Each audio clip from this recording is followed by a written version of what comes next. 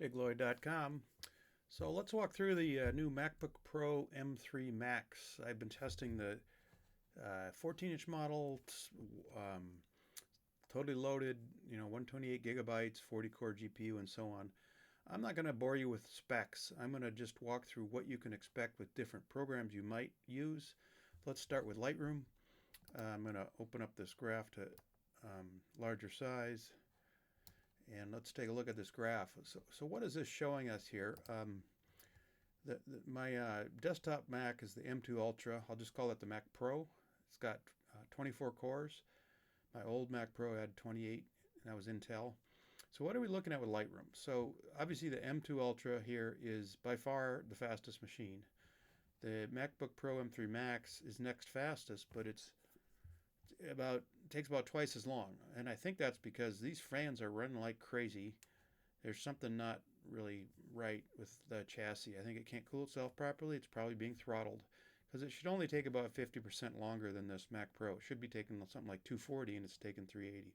So I don't think you can use the GPU to the fullest in this 14-inch chassis. So maybe the 16-inch is better. And even my old MacBook Pro M1 Max, you can see that is quite a bit slower. There was a change between the M1 and the M2. But the M2 Max I tested previously and it wasn't a lot better. As far as that's Lightroom, that's exporting JPEGs. Now importing JPEGs, things are looking a little better. This is more in line. So it's going to depend on the workload, what you actually see out of this thing. So that's Lightroom. Your best machine for Lightroom, if you process a lot of images, is the Mac Pro. No question about it. But the M3 Max, assuming you don't have a fan noise problem, I do, is next best. Okay, so let's look at something I do all the time. I make a multiple resolution image series for my publications. And you can see here the 2019 Mac Pro and the 2019 iMac 5K are way ahead of the pack. Why is this? Well, some things in Photoshop have never been properly updated. So they're running JavaScript through, I think, some kind of outside process or maybe even Intel code in there. And so even the fastest machine, the M3 Max MacBook Pro, is pretty darn slow. It's not an improvement. That's my most time-consuming task besides AI denoise. So that's really still very sucky from Adobe.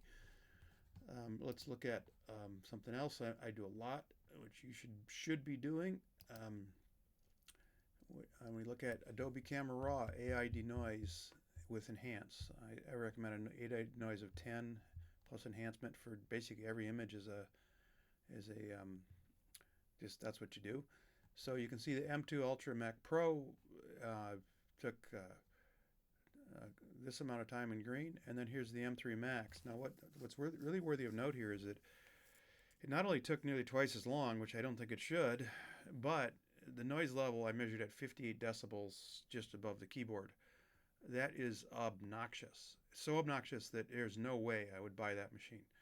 Now hopefully the 16-inch model doesn't have that problem, and in fact the M1 Max isn't that much slower, and it's a nice quiet fan.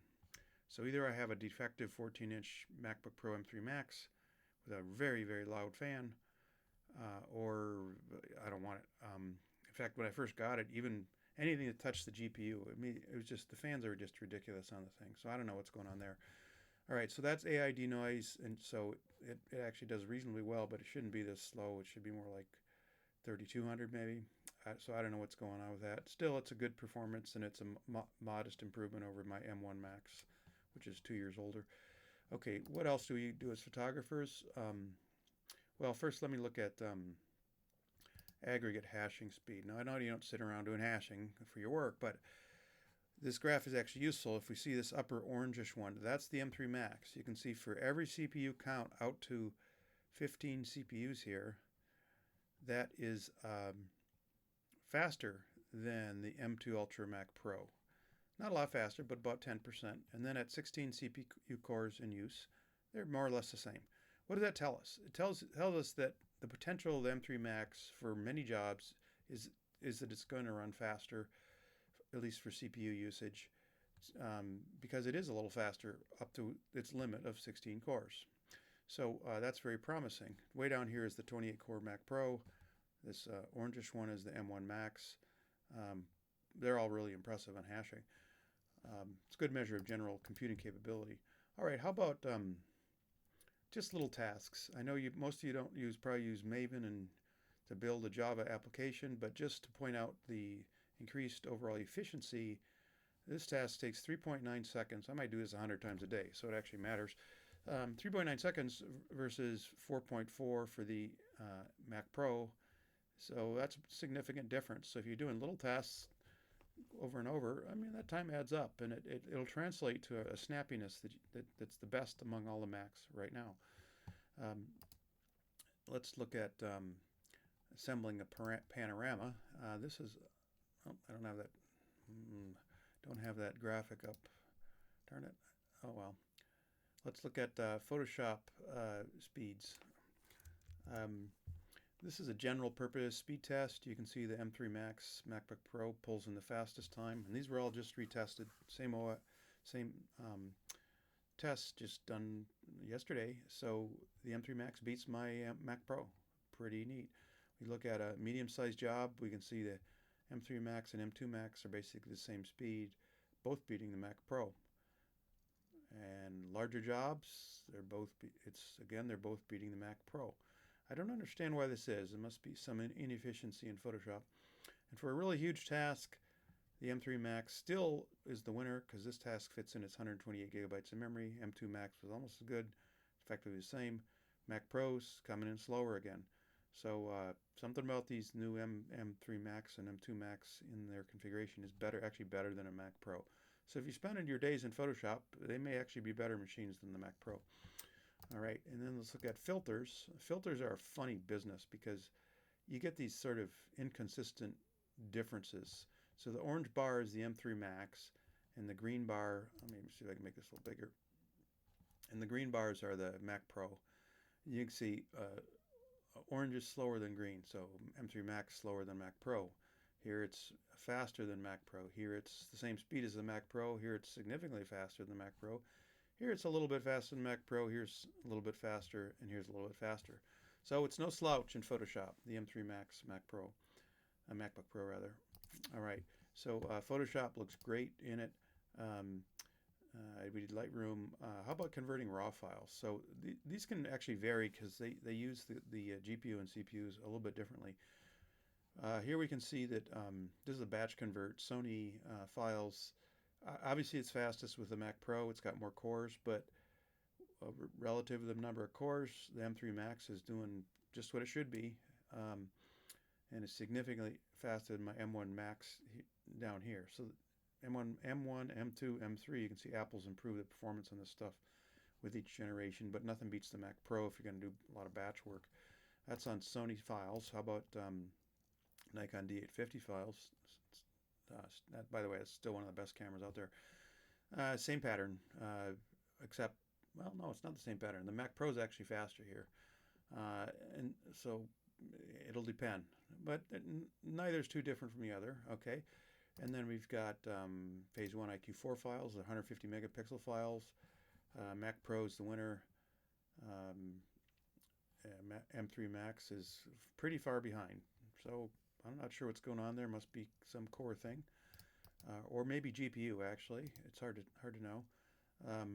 Again, Mac Pro wins out here, and M3 Max is looking quite good. So in general, for raw file conversion, most of the time, M3 Max is going to lag a Mac Pro. Okay, how about something I do a lot, and which is very time consuming. So when you look at where speed matters, it matters a lot more for big jobs that take you minutes than it does for a couple quick things that take a second. So keep that in mind here, which these are big jobs, they're seconds. So it took 293 seconds here for the M2 Ultra, the Mac Pro, and that's about 5 minutes. And then the MacBook Pro didn't take that much longer. That's really impressive. And that's on one stack. On this other stack, similar type of relationship. So at least on focus stacking with Zerene Stacker, which is what I prefer, the Mac Pro and the M3 Max MacBook Pro are looking really good. My M1 Max is obviously more of a laggard out here. It suffers from core count being significantly lower. So that's that. And then we get to scaling, which is pure GPU. And what's very surprising here, and I think this is a limitation of the software, not the Mac, but you get what the speed is what you actually get. So if we look at this, you can see the M3 Max in Gigapixel took 32 seconds, but on the Mac Pro it took 35 seconds. And I ran these several times. It's the same thing every time. So M2 is a little slower than that, and M3 is a little slower than that. So whatever Apple did with this, these GPUs on the M3 Max is rocking, but I think it may be more of just a software thing in Gigapixel. So this is why you always need to do real-world benchmarks, which actually measure what actually happens, not some bogus, synthetic benchmark that's supposed to tell you how fast a machine is. I think we've covered most of what I've discovered here. Just summarizing then, the M3. Let me say, don't I have any of the parameters? I thought I had the panorama. Well, just to tell you about the panorama, I don't have the graph in here. I made a mistake. Panorama assembly is pretty much single-threaded, but and the Mac Pro does the best, but the M3 Max is not far behind. So what does that mean for you in deciding on a machine? First of all, as I say on this page, intolerably loud fan noise. There is no way I would buy the 14-inch model. Its fan is just ridiculous. Now, I don't know if this model that I'm testing is just bad or there's something funny about it. Another user confirms high fan noise, not as high as mine, but it was a different test. My theory is that it's got a 14-inch chassis. You've shoved a 16-core chip in there. It's the same 16-core that you have in the 16-inch model, but it's in a 14-inch chassis. Something's got to give. Everything's just packed really tight in there. The worry I have is not just the fan noise. Maybe you put on your headphones and don't care, but when you have a fan running at maximum output for a long period of time, you have any dust in your environment, that dust is getting sucked in, and that dust is going to coat all the electronics inside, and then over time, it is going to kill those electronics. So if you regularly run hard jobs like video on this 14-inch model, I think you might have some issues before you might expect them. Be sure you buy AppleCare. Be a really bad idea not to, because that dust will kill that motherboard or something on it sooner rather than later, unless you're in a very, very clean environment. I used to open up various Macs and you just get a shit ton of dust on them. So, but the noise alone rules it out for me. I'm guessing the 16-inch one probably doesn't have the noise problem. It's probably better cooled and ventilated, but be very aware of that if you're talking about the 14-inch model. And just go back to the boring stuff because it's worth mentioning. You get the 16-core CPU, which is 12 performance and 4 efficiencies. You get memory you cannot upgrade. I just talked to somebody who had to buy a new one because they didn't get enough memory. I strongly recommend if you're a photographer, videographer, you got to get the 128 gigs of memory as your top priority over any other feature, because that is what's going to limit you in every high-end case. The SSD, 8 terabytes, 4 terabytes, I say don't get less than 4. Don't get less than 2. 4 is a real sweet spot. 8, you're kind of often wasting your money unless you really need the space. Screen is awesome. The GPU is 40 core on the maxed out one. A lot of these things are using the GPU now, so I think it's worth your money to get the max GPU on it now, but I would always get the memory first. All the rest of it just sort of stock stuff. I wouldn't sweat that. That's it. Please use my link if you're going to buy anything. I got buttons and links on my page. Hope that helps. If you want personal help in choosing any configuration of Mac Pro or MacBook Pro, how to make proper backups with proof that they're good with hashing, data integrity being proven, which you really should be doing as a professional. You can get my software for that. You can also hire me for consulting to help you decide on what to get and what to add to it, backup, drives, the whole works.